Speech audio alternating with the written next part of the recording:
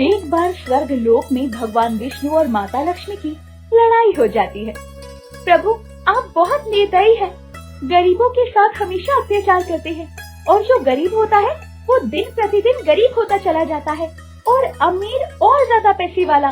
देवी, मैं लोगों को वही देता हूँ जो उनके भाग्य में लिखा होता है।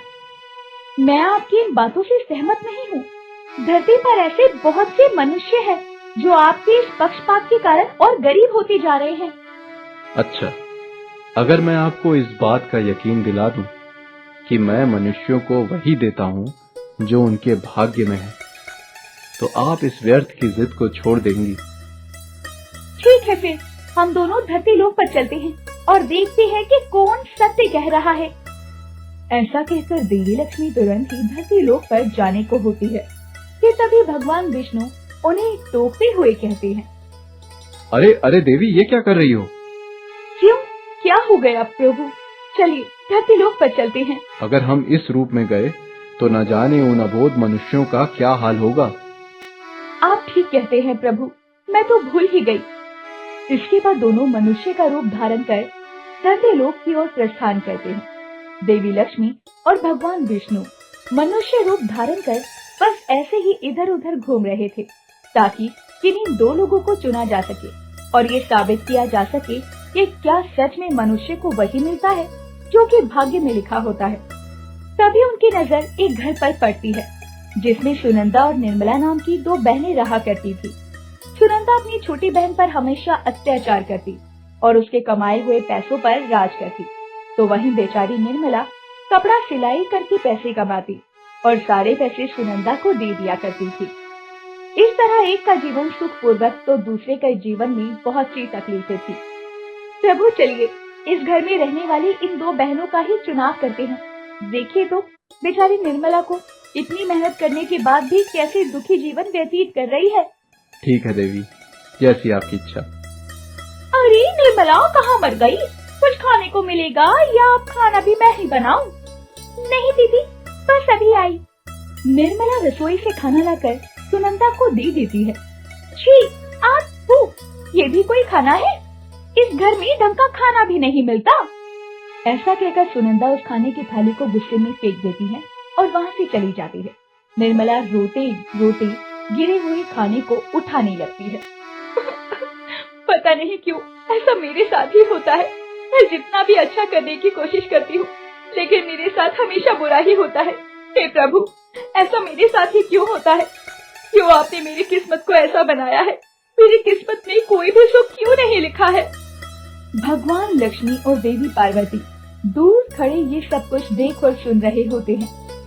ये सब देखकर माँ लक्ष्मी को निर्मला पर तरस आ जाता है और वो भगवान विष्णु से कहती है, प्रभु देखिए तो अपनी किस्मत पर कैसे रो रही है बेचारी।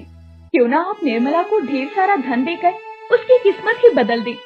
देवी, आपके कहने पर मैं ऐसा कर देता हूँ, लेकिन मैं पुनः अपनी बात दोहराता हूँ कि हम चाहे कितना भी कुछ कर लें, लेकिन निर्मला को मिलेगा वही जो उसके भाग्य में लिखा है। ठीक है, पहले आप उस पर कृपा तो बरसाइए, बाकी का बाद में देखेंगे।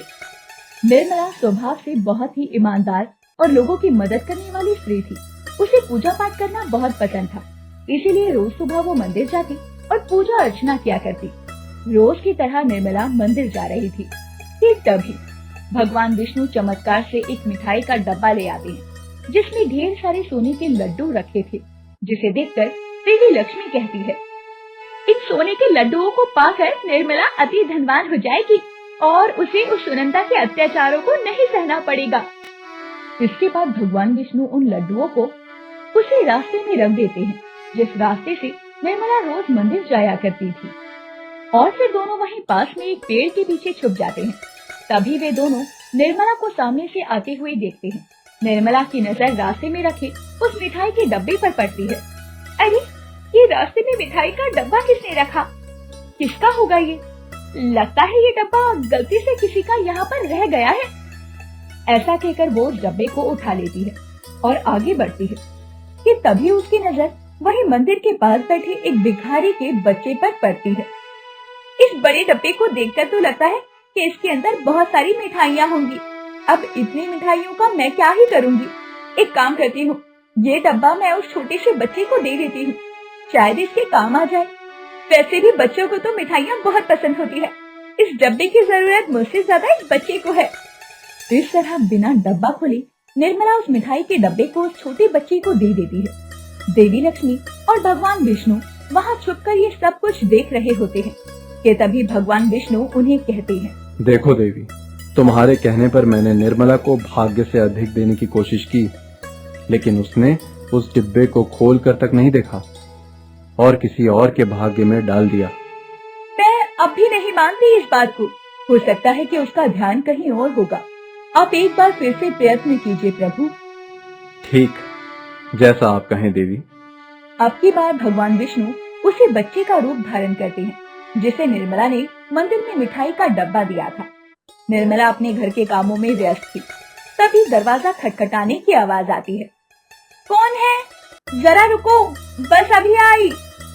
ऐसा कहकर निर्मला दरवाजा खोलती है तो उसे सामने वही बच्चा दिखाई पड़ता है। अरे, तुम तो वही बच्चे हो ना जिसे मैंने मंदिर में मिठाई का डब्बा दिया था? हाँ दीदी, वो मुझे मिठाई पसंद नहीं, इसलिए मैं आपके पीछे पीछे ये मिठाई के डब्बा लौटाने आया था। ऐसा कहकर वो बच्चा उस मिठाई के डब्बे को वापस दे देता है और वहाँ से भाग जाता है। अरे अरे, सुनो तो सही, कहाँ भागे जा रहे हो? कैसा बच्चा है ये जिसे मिठाई ही पसंद नहीं? हे भगवान, अजीब मुसीबत है। अब मैं क्या करूँ इतनी सारी मिठाइयों का? एक काम करती हूँ, बगल की दुकान में इसे बेच देती हूँ, कुछ पैसे भी। ऐसा कहकर निर्मला उस मिठाई के डब्बे को लिए वहीं पास ही की मिठाई की दुकान में चली जाती है। भैया, वो मैं निर्मला यही पास में रहती हूँ। आप तो मुझे जानते ही हैं। दरअसल मैंने गलती से आज ढेर सारी मिठाई खरीद ली थी। अब इसकी जरूरत मुझे नहीं है, आप इसे खरीद लोगे? आपके यहाँ तो ये बिक जाएगी और बदले में मुझे कुछ पैसे दे दो, बहुत जरूरत है मुझे पैसों की। दुकान का मालिक जरा लालची किस्म का था, इसीलिए इतना बड़ा मिठाई का डब्बा देखकर वो खुश हो जाता है और उसके मन में लालच आ जाता है। वैसे मैं इस तरह किसी से यूं लेता नहीं, लेकिन तुम्हारी बातों से लगता है कि तुम्हें पैसों की बहुत जरूरत है, तो चलो सिर्फ तुम्हारे लिए मैं ये मिठाइयाँ तुमसे खरीद लेता हूँ। ऐसा कहकर वो दुकानदार निर्मला को मिठाई के बदले में 100 रुपए देता है, जिसे देखकर निर्मला बहुत खुश हो जाती है। अरे वाह, आज तो मेरी चांदी हो गई, इतना बड़ा लाभ हो गया मुझे। उस बेकार मिठाई के बदले मुझे 100 रुपए मिले। आज तो मेरी किस्मत ही चमक गई। भगवान जी, आपका बहुत बहुत धन्यवाद। वहीं पास में खड़े देवी लक्ष्मी और भगवान विष्णु ये सब देख रहे थे। प्रभु क्षमा कर दीजिए, मैं व्यर्थ ही आपसे लड़ाई कर रही थी। आपने सही कहा था, भाग्य से ज्यादा किसी को कुछ नहीं मिल सकता। देवी, मेरे हृदय में सभी मनुष्यों के लिए समान जगह है। दुख आने पर मनुष्य ईश्वर को कोसता है और सुख आने पर भूल जाता है, लेकिन सत्य तो यह है कि हर किसी को उसके भाग्य अनुसार उतना ही मिलता है जितना उसके भाग्य में लिखा होता है।